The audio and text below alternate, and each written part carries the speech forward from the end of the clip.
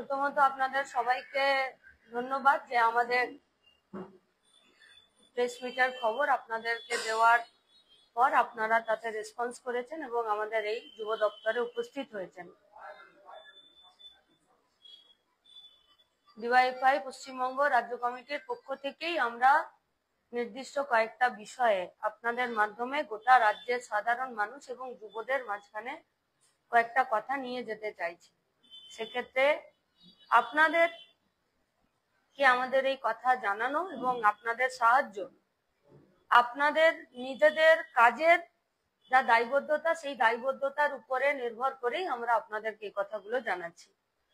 আজকের আমাদের এই সাংবাদিক সম্মেলনে আমাদের রাজ্য সংগঠনের সভাপতি কমরেড ধ্রুবজ্যোতি সাহা উপস্থিত আছেন।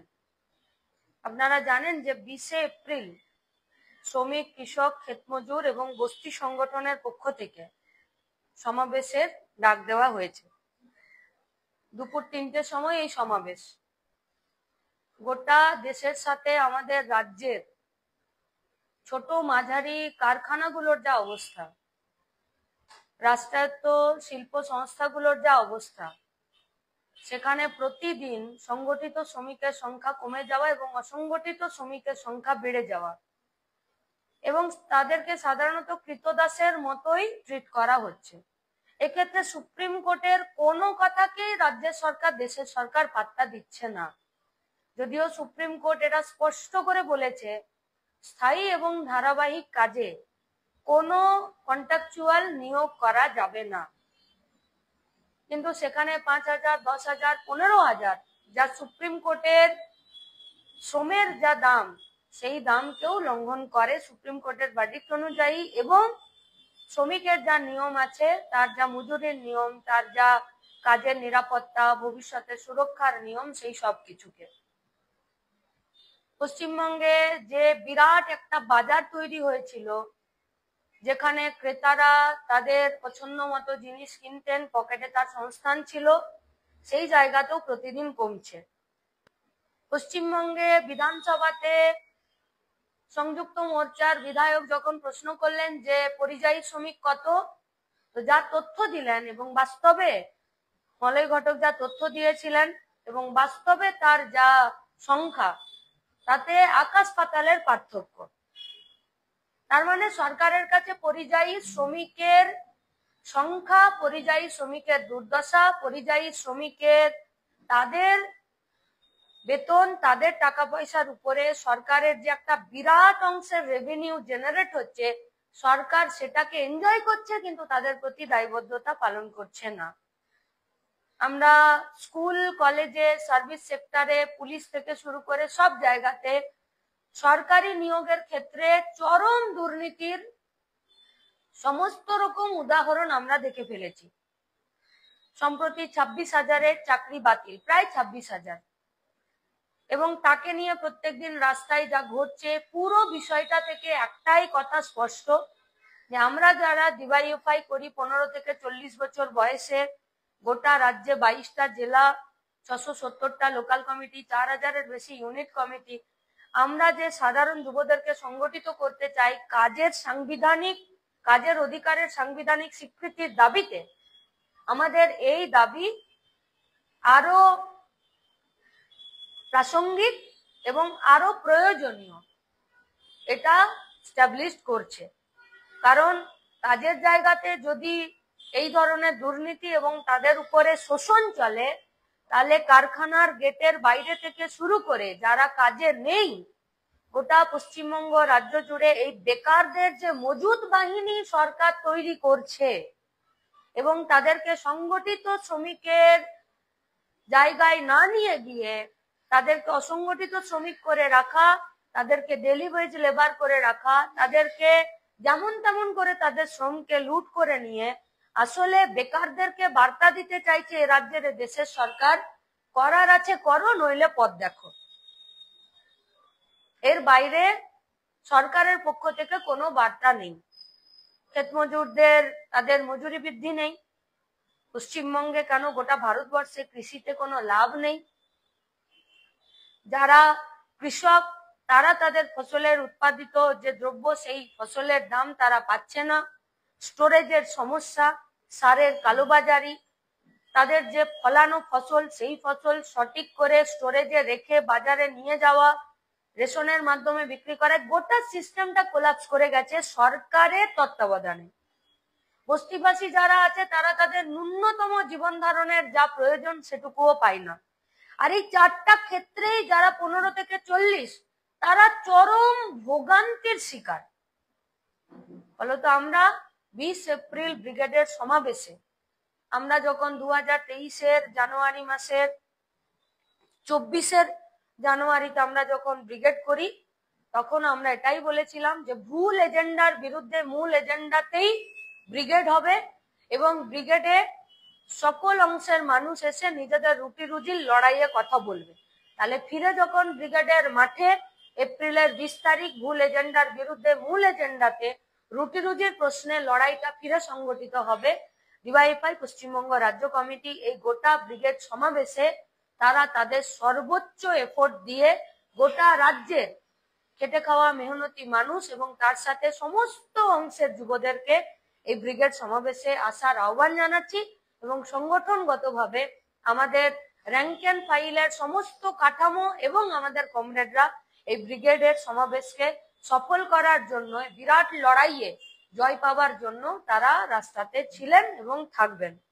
এর পরবর্তীকালে যেটা আমাদের কথা যে দুর্নীতি হয়েছে ভারতবর্ষে, প্রচুর দুর্নীতি বিভিন্ন ক্ষেত্রে। পশ্চিমবঙ্গ তার মধ্যে এমন একটা রাজ্য যে দুর্নীতিকে দূরে রেখেছিল, কিন্তু 13 বছরে পশ্চিমবঙ্গ যেন কম্পিটিশনে নেমেছে যে দেখো আমি বাড়ছি মামি, আমার মতো তোমরা আর কেউ দুর্নীতি করতে পারবে না, কারো দম নাই। আর দুর্নীতি স্পন্সর কে করবে? রাজ্যের সরকার। দুর্নীতি চক্রকে চালাবে রাজ্যের সরকার। গোটা পশ্চিমবঙ্গে স্কুল সার্ভিস কমিশনে, স্টাফ সিলেকশন কমিশনে তার যা রিজিয়ন ভাগ ছিল, আমরাও যখন এসএসসি পরীক্ষা দিয়েছি তখনও ছিল Northern zone, eastern zone, central zone, এই সব জোনকে তুলে দেওয়া হলো, নিয়ে একটা সেন্ট্রাল জোন করলো, আর এলএসটির জায়গায় করে দিল এসএলএসটি। পরীক্ষার জন্য নোটিফিকেশন তুমি জারি করলে, পরীক্ষার জন্য ফর্ম তুমি ইন্ট্রোডিউস করলে, পরীক্ষার ডেট, পরীক্ষার সিলেবাস, পরীক্ষার কোয়েশ্চেন পেপার, পরীক্ষার টাইম টেবিল নির্ঘণ্ট, কে খাতা দেখবে, কত নম্বরে পাস করবে, কবে ইন্টারভিউ হবে, কে আমার বাকি সার্টিফিকেট ভেরিফিকেশন করবে, কে কাউন্সিলিং করবে, কোথায় যাব, সব তুমি করবে। কিন্তু দুর্নীতি হলে তুমি বলবে যে আমি কিছু জানি না। এ হয় নাকি? সরকারি চাকরির পরীক্ষা ভাই, সরকার ঠিক করবে আমার এত ভ্যাকেন্সি আছে, ক্যাবিনেটের কাছে প্রস্তাব পাঠাবে, ক্যাবিনেটকে বলবে আমার এতগুলো লোক দরকার, তার জন্য আমাকে মাসে এত টাকা বেতন দিতে হবে। ক্যাবিনেট বসবে, ফিনান্সকে দায়িত্ব দেবে, ফিনান্স বলবে আমার কাছে এত পয়সা আছে, তোমার এত লোক দরকার, আমি তোমাকে এত লোক প্রোভাইড করতে পারবো, তুমি এত লোকের জন্য পরীক্ষা নাও। এর বাইরে তো কিছু নাই। তাহলে দুর্নীতিটা এলো কোথার থেকে?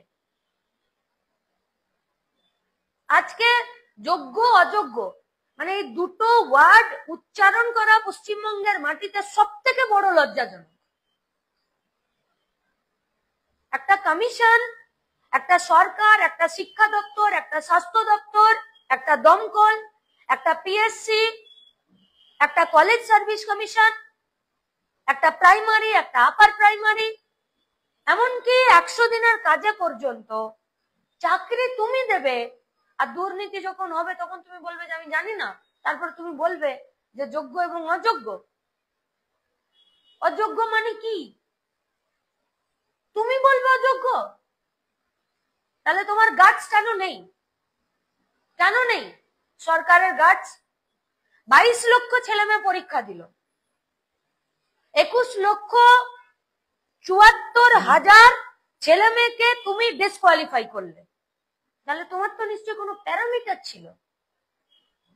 21,74,000কে ডিসকোয়ালিফাই করার জন্য বা 21,74,000কে এই ফেজে চাকরি না দেবার জন্য তোমার কাছে তো কোনো প্যারামিটার ছিল যে প্যারামিটারের ভিত্তিতেই তো তুমি 26,000-কে চাকরি দিয়েছো, তাহলে 5টা পাতা প্রিন্ট আউট করে সুপ্রিম কোর্টের মুখে ছুড়ে মারতে পারছো না? কোথায় অসুবিধা? কিসের সমস্যা? তাহলে কয়েকটা টাকার লোভে গোটা পশ্চিমবঙ্গের বেকার ছেলে মেয়েদেরকে সরকার দেখিয়ে দিল যে তোমরা রাস্তায় বসে থাকো, আমি অযোগ্যদেরকে নিয়োগ করব। নইলে সরকারের মুখে যোগ্য অযোগ্য দুটো ভাগের কথা আসে কি করে? সরকারকে তো স্পষ্ট গাটস নিয়ে সাহসের সাথে শ্বেতপত্র জারি করে একটা যুদ্ধ করে দেওয়া উচিত ছিল। আজকে যারা সরকারে আছে তারা তো বিরাট বড় বড় নেতা নেত্রী। আজকে যারা সরকারে আছে তারা তো বিরাট বড় নেতা নেত্রী, তারা তো জলে আগুন লাগালো নেতা নেত্রী সব, তারা তো জলে আগুন লাগিয়ে দেয়। তাহলে তাদের মুখে অযোগ্য কথাটা উঠছে কেন? তারা কেন অযোগ্য বলবে? তার মানে অযোগ্য ছিল। আচ্ছা, এই সমস্ত যাদেরকে অযোগ্য বলে দেখে দিচ্ছেন, যাদেরকে অযোগ্য বলে দেখে দিচ্ছেন, এরা অযোগ্য হলো কি করে? আমি সাদা খাতা জমা দিলাম, তুমি আমাকে পাস করালে বলে তো আমি অযোগ্য? তুমি আমাকে ফেল করিয়ে দিতে পারতে তো। আমি পড়ে যাইনি, উত্তর দিতে পারিনি, সাদা খাতা জমা দিয়েছি, তুমি আমাকে একটা বড় 0 দিতে পারতে, আমি ফেল করে যেতাম, পরের বার আমি রেডি হতাম। তাই তো করেছি আমরা। আমি ঘুষ নিয়ে, টাকা নিয়ে, ব্যাগ ভর্তি টাকা নিয়ে আমি রাস্তায় ঘুরে বেড়াবো। কেউ যদি আমার টাকাটা নিয়ে আমাকে চাকরি দেওয়ার প্রতিশ্রুতি না দেয়, আমি টাকাটা দিলাম তাকে, তাহলে টাকাটা নেবার লোক ছিল। তাহলে গোটা পশ্চিমবঙ্গের বেকার ছেলে মেয়েদেরকে পশ্চিমবঙ্গের রাজ্যের সরকার দেখিয়ে দিল যে মেধার জায়গা নেই। যারা যোগ্য তারা আজকে বিপদে পড়লেন, রাস্তায় বসতে বাধ্য হচ্ছেন, আন্দোলন করতে বাধ্য হচ্ছেন। আর আপনারা কি বলছেন? ভরসা রাখুন। পশ্চিমবঙ্গের মাটি থেকে আন্দোলন করবে কে করবে না, তার জন্য যারা ঘুষ নিয়ে চাকরি দিচ্ছে তাদের উপর ভরসা রাখতে হবে? তারা ঠিক করে দেবে? মাস্টারমশাইরা, দিদিমণিরা কোথায় আন্দোলন করতে যাবে? গান্ধী মূর্তির পাদদেশে, নাকি ডিআই অফিসে, নাকি নেতাজি ইন্ডোরে, যেখানে রাজ্যের মুখ্যমন্ত্রী ভুয়ো চাকরির জন্য ভুয়ো অ্যাপয়েন্টমেন্ট লেটার তাদেরকে দেয়নি? নেতাজি ইন্ডোরে বসে রাজ্যের মুখ্যমন্ত্রী।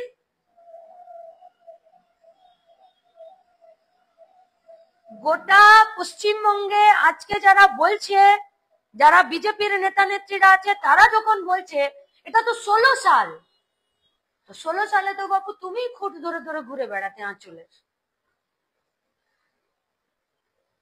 লোকালয়ে গেলে তো কানে বহু কথা আসে, নাকি মালদা মুর্শিদাবাদের দায়িত্ব আপনাদের ছিল? টাকা তোলার, চাকরি বিক্রি করার, কাউন্টার খোলার, চাকরিগুলোকে নিলামে ওঠানোর। আজকে হাঁড়ি আলাদা হয়েছে বলে সেদিন যখন একসঙ্গে দুর্নীতির বিরিয়ানি খেয়েছো, তার ঢেকুর তো তুলতেই হবে। আর বিধানসভায় বিরোধী দলনেতাদের, বিরোধী যারা রাজনৈতিক দল আছে, তাদের ভূমিকা কি? কি তাদের ভূমিকা ছিল? তো মুকুল রায় ছিল, তো ওই রায়গঞ্জের যিনি এমএলএ বিজেপির, কৃষ্ণ কল্যাণী নাকি সব নাম, এরাই তো ছিল। পাবলিক অ্যাকাউন্টস কমিটির চেয়ারম্যান ছিল না? 16 সালের পর থেকে এইসব বিষয়গুলোতে কেন কথা তোলেননি? কেন বলেননি ভেতরে কথা? টাকা লুট করে নিয়ে গোটা পশ্চিমবঙ্গের স্কুল ব্যবস্থাটাকে নষ্ট করার জন্য ভালো পদ্ধতি। আগেই তো 8,000 স্কুলে তালা লাগিয়ে দিয়েছিলেন, 22,000 মদের দোকান খুলেছিলেন। এখন এক লপ্তে এতগুলো চাকরি বাতিল হলো। দোষ করেছেন আপনারা, দোষ আপনারা করেছেন, শাস্তি ওরা পাচ্ছে। আর যারা যোগ্য তারা তো মান সম্মানে পড়ে গেছেন। তাকানো যাচ্ছে না তাদের বাপ মায়ের দিকে, তাদের পরিবারের দিকে। এবারে রাস্তার লড়াই করে মারপিট করে আদায় করতে হবে? এটা ডেমোক্রেসি? রাস্তায় দাঁড়িয়ে মারপিট করে চাকরি আদায় করতে হবে? এই জন্য লেখাপড়া শিখেছিল ওরা? রাস্তায় দাঁড়িয়ে মারপিট করে আন্দোলন করে সিস্টেমেটিকলি যে চাকরি হবে, সরকারি চাকরি হবে, বেতন মানুষের ট্যাক্সের টাকা থেকে যাবে, স্কুলগুলো, স্কুল বিল্ডিং গুলো, মিড ডে মিলের খাবারগুলো, মিড ডে মিলের কর্মচারীরা, সব তো সরকারি, সব তো সরকারি। সরকার দুর্নীতি করবে আর রাস্তায় দাঁড়িয়ে কে কত বড় আন্দোলন করে চাকরি আদায় করে নিতে পারবে? এটা হয়? গোটা রাজ্যের মানুষের কাছে আমাদের আবেদন, যারা যোগ্য তাদেরকে নিজেদের চেয়ারে ফেরত পাঠাতেই হবে, নইলে পশ্চিমবঙ্গের সরকারি শিক্ষা ব্যবস্থা চৌপাট হয়ে যাবে। ওরা এটাই চায়। এমনিতেই সরকারি স্কুলের সংখ্যা কমছে, সরকারি স্কুলে পড়া বাচ্চাদের ড্রপ আউট বাড়ছে, মাধ্যমিক এইচএসে সব পরিযায়ী শ্রমিক হয়ে যাচ্ছে, লেখাপড়ার প্রতি কোনো ভরসা থাকছে না, লেখাপড়ার প্রতি কোনো আস্থা থাকছে না। একটা সময় পশ্চিমবঙ্গে 34টা বছর ছিল, একটার পর একটা স্কুল সংখ্যা বেড়েছিল, আর এখন শুধু বাচ্চা নেই বলে স্কুলগুলোকে মার্চ করার তালিকা তৈরি করতে হচ্ছে। তাহলে এরা যাচ্ছে কোথায়? যাদের বাপার পকেটে পয়সা নেই তারা পরিযায়ী শ্রমিক, তারা গতর খাটাতে যাচ্ছে, আর যারা একটু হলেও কিছু ইনকাম করতে পারছে তারা সমস্ত বেসরকারি স্কুলে ভর্তি করছে। আর পশ্চিমবঙ্গে গোদের উপর বিস্ফোরা হলো। মোহন ভাগবতের তো এটা ডেলি প্যাসেঞ্জারি করার জায়গা হয়ে গেছে, প্রতিদিন আসছে, ঘুরে বেড়াচ্ছে, আর বলছে 2011 পরে পশ্চিমবঙ্গে চরম গণতন্ত্র, তাই ওদের গাদা স্কুল বেড়েছে, আর যে স্কুলগুলোকে পড়ানোর জন্য মধ্যশিক্ষা পর্ষদ তাদেরকে অ্যাফিলিয়েশন দিচ্ছে, আমাদের সিলেবাস পড়াচ্ছে, কিন্তু তারপরে উগ্র ধর্মান্ধতা এবং উগ্র জাতীয়তাবাদ, যা ভারতবর্ষের সংবিধান, বৈচিত্র্য, বৈশিষ্ট্য বিরোধী পড়াশোনা। উত্তরবঙ্গ থেকে শুরু করে আমাদের পশ্চিমের জেলাগুলোতে বিভিন্ন সেক্টরে এইসব স্কুলের সংখ্যা বাড়ছে। সরকারি স্কুল শিক্ষা যদি বন্ধ হয়ে যায় এবং তা যদি বিপদে পড়ে, তাহলে সরকারি স্কুলের ব্যবস্থা সমস্তটা ধ্বংস হয়ে যাবে, যেটা এ রাজ্যের সরকার এবং এ দেশের সরকার চাইছে। কেন চাইছে? লেখাপড়া যদি কম হয়, গণতান্ত্রিক পরিবেশ যদি কম হয়, দুর্নীতি যদি হয়, মানুষের আস্থা যদি এটার উপরে চলে যায়, তাহলে গোটা দেশ এবং রাজ্য জুড়ে বেকারদের মজুদ বাহিনী হবে, তাহলে তাদের সস্তাতে শ্রম কেনার জন্য, গতর খাটানোর জন্য তারা বেগার পাবে, বেগার। আর সুপ্রিম কোর্টে তো মানে না, এরা বেগার পাবে। তাই বেগারদের রাজ্য তৈরি করার জন্য তৃণমূল বিজেপি মিলে যে গোটা চক্র চালাচ্ছে, সেই চক্রের বিরুদ্ধে সামনে 20 এপ্রিল ব্রিগেডের মাঠ। তার আগে নিশ্চিতভাবে রাস্তায় এই লড়াইটা সমস্ত সাধারণ মানুষ তারা লড়ছেন, সঙ্গে বামপন্থী ছাত্র যুবরাও লড়ছেন, ডিওয়াইএফআইও রাস্তায় আছে। এই লড়াইকে তীব্র করার জন্য সাধারণ মানুষের কাছে আপনাদের মাধ্যমে আমাদের আবেদন রইল। তার সঙ্গে গোটা ভারতবর্ষে এখন ওয়াকফ নিয়ে শুরু করেছে, এক দেশ এক ভোট, এক জাতি এক ধর্ম, এক ভাষা এক খাওয়া। সিভিল যা আইন ছিল, সেই সিভিল কোডের 34টা যা শ্রম আইন ছিল, সেগুলোকে 4টা কোডে পরিণত করে দেবে, তার সাথে ওয়াকফ। এর পদ্ধতিগুলো দেখলে বোঝা যায় যে সরকার সবটাকে সেন্ট্রালাইজ করতে চাইছে, অথচ ভারতবর্ষ হচ্ছে গণতন্ত্রের পীঠস্থান। এখানে সমস্ত ভাষা, জাতি, ধর্ম, বৈশিষ্ট্য, সংস্কৃতিকে মর্যাদা দেওয়া হয়। যখন কাজ নেই, যখন খাবার নেই, যখন বাড়ি নেই, যখন জল নেই, যখন ওষুধের দাম বাড়ছে, তখন প্রত্যেকটা দিন ভারতবর্ষের মাটিতে ধর্মকে, তার আচরণকে নামিয়ে মানুষের মনের মধ্যে উগ্র ধর্মান্ধতা তৈরি করে এবং এই ওয়াকফের মতন বিষয়গুলোকে সামনে নিয়ে এসে আসলে মানুষে মানুষে বিভেদ এবং লড়িয়ে দেওয়ার মানসিকতা, এবং তার জন্য যা ল ফ্রেম করছে দেশের সরকার, তার বিরুদ্ধেও রাস্তাতেও নেমে লড়াই চলবে, আমাদের জেলায় জেলায় তার জন্য কাজ চলবে, এবং ব্রিগেডের মাঠেও আমরা সব জমায়েত হব।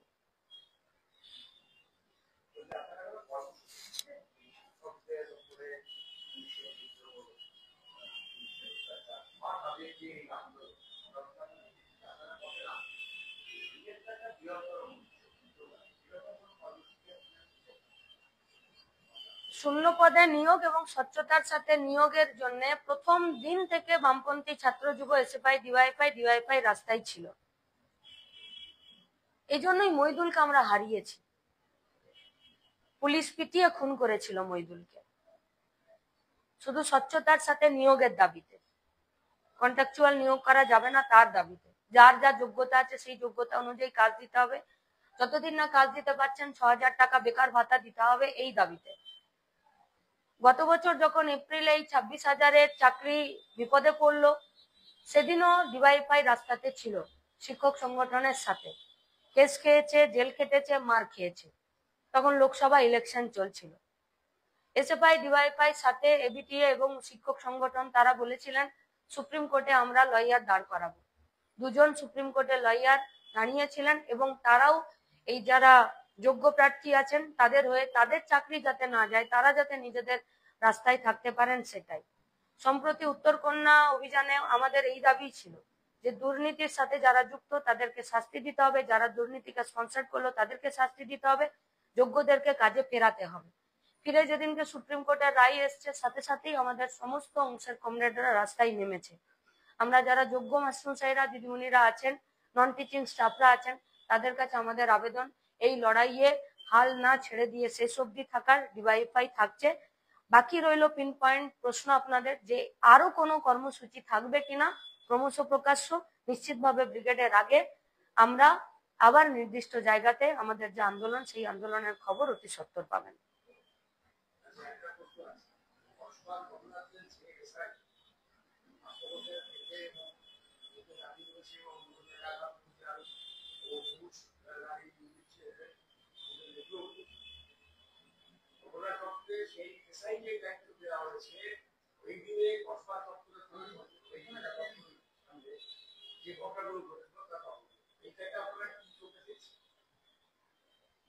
সরকার যে চোখে দেখছে আমরা সেই চোখে দেখছি।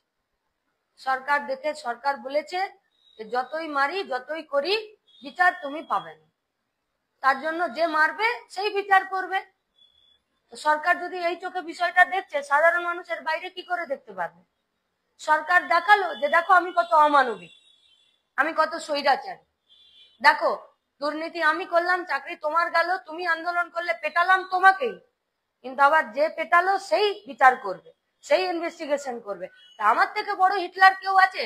তো সরকার যখন নিজেকে হিটলার বলে ঘোষণা করে, সরকার যখন নিজেকে স্বৈরাচারী এবং অমানবিক এবং দায়িত্ব জ্ঞানহীন বলে প্রমাণ করে এবং তাকে যখন সে প্রচার করে, তাকে যখন নিয়ে যেতে চায়, রাজ্যের সাধারণ মানুষ কেন ডিওয়াইএফআইও তাদেরকে সরকার যেভাবে নিজেদেরকে মানে প্রেজেন্ট করতে চাইছে আমরা তাদেরকে সেইভাবেই দেখছি। মানুষ দানা বাঁধছে। আরজি করে মানুষ রাস্তায় নেমে দেখিয়েছিল।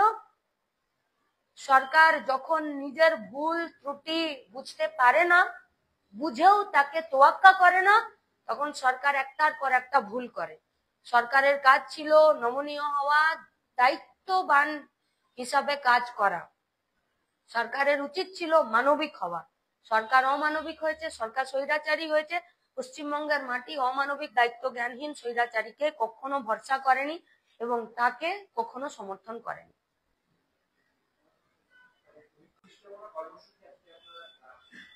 নির্দিষ্ট কর্মসূচি অতি সত্বর জানানো হবে।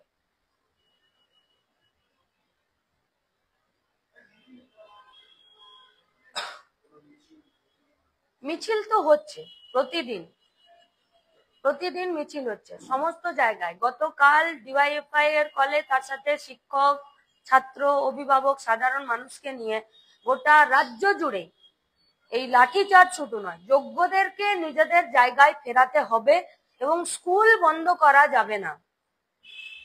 বাচ্চাদের শিক্ষা সরকারের জন্য বন্ধ থাকতে পারে না। তার জন্য সব জায়গায় গতকালও রিঅ্যাকশন হয়েছে, যেদিন থেকে শুরু হয়েছে রিঅ্যাকশন শুরু হয়েছে। আর এটা আজকে আর কোনো কলের অপেক্ষা করছে না।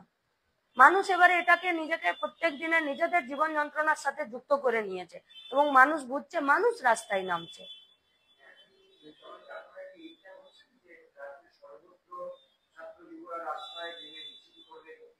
করছে অতি সত্বর ডাকও আসছে। यहीं पर পুরা